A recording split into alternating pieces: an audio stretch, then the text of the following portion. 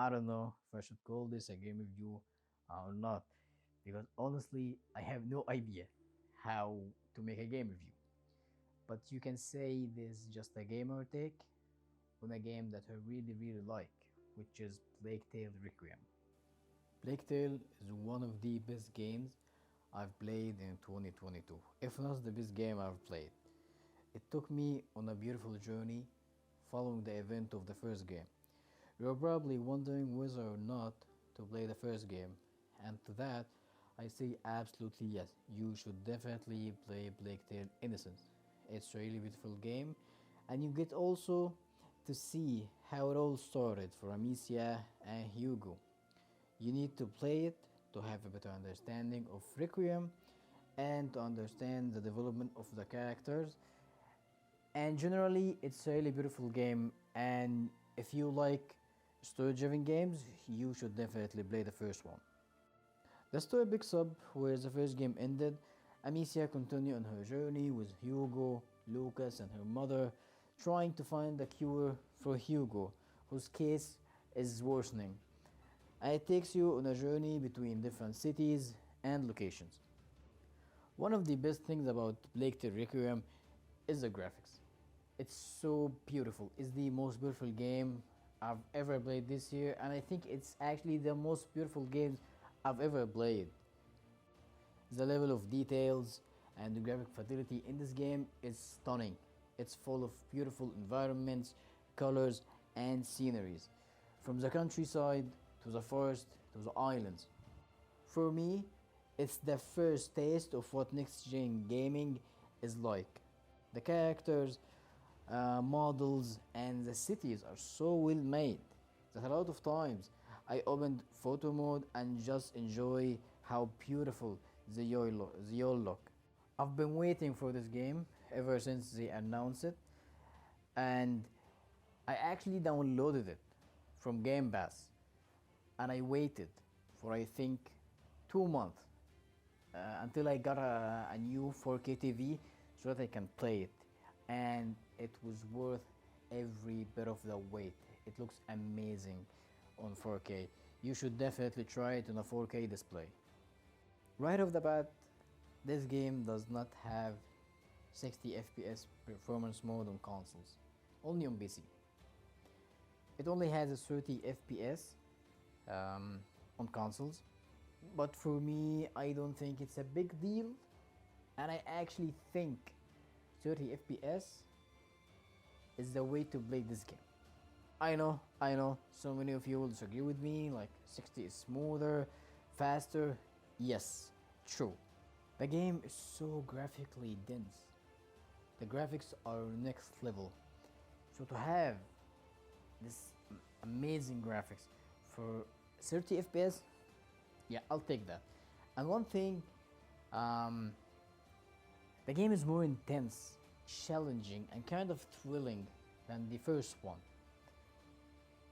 Having 60 FPS, like at least for me, and many might find this weird, but like having 60 FPS will make the game faster and kind of take away from the intensity and the feel it's trying to give you. Like, yeah, these are small kids trying to find their way through herds and many number of big grown soldiers. Like, they can't kill them, they can only hope to get past them. So at 30 FPS, it kind of made me feel that way more.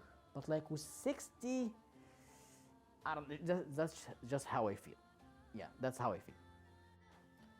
The gameplay of Requiem takes the gameplay of the first game and adds to it new elements and new ways you can tackle each mission.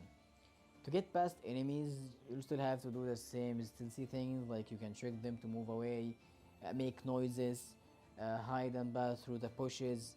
But if you want to kill them, you can absolutely do that. You can use your sling to kill enemies that aren't wearing any helmets, but be careful not to get seen, or for the body to be found out. If the enemy find it, they will storm from everywhere.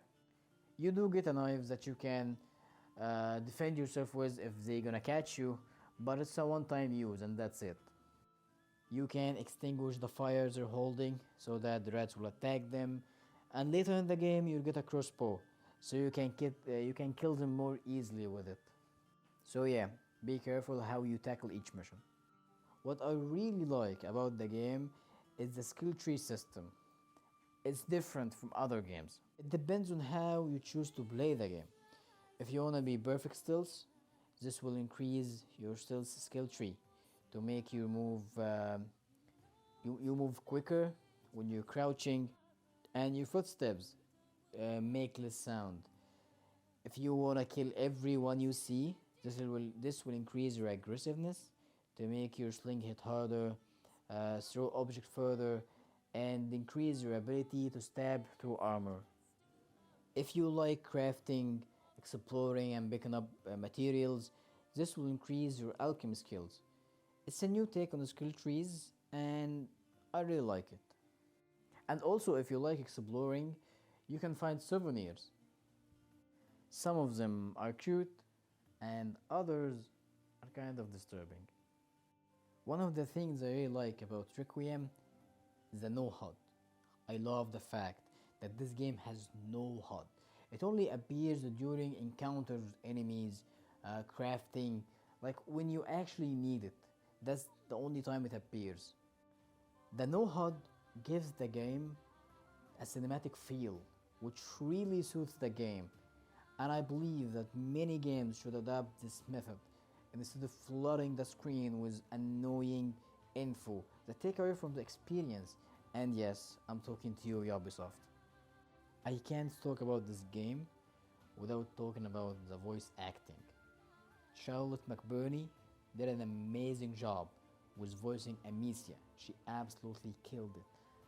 She made me feel everything, man. Everything. She made me really feel Amicia's fear, anger, hope, and happiness. She truly made Amicia feel alive and brought her pain and struggle to you. And in my opinion, she should have won the Voice Actor Award of the Year. To have a great video game and to tell a great story, you need great music. And man, believe me, Plague Tale Requiem had an amazing music. It made me feel happy at points and absolutely terrified the shit out of me at others. And it really immersed me with the game. You need to put your headphones or gaming set on to fully experience it. Absolutely amazing. While you progress through the game, you meet new people and they accompany you on your journey. You can tell them to kill a guard or simply help you push a cart. But what I really like about them is that they tell you what to do if you get stuck somewhere. Instead of the game giving you annoying pop-ups and keeps pointing you in a direction, the companion will simply direct you, and I like it. It made me feel more immersed in the game. Plague Tale Requiem is one of the few games that impacted me emotionally. You get to see these characters grow and develop in the front of you on the span of the two games. Like Amicia. Amicia started as a teenager. Like she doesn't even know how to wield a sword. But she had to be a warrior, a fighter, to fight for her brother and her mother. Like she will do anything and everything to save her family, whatever it takes.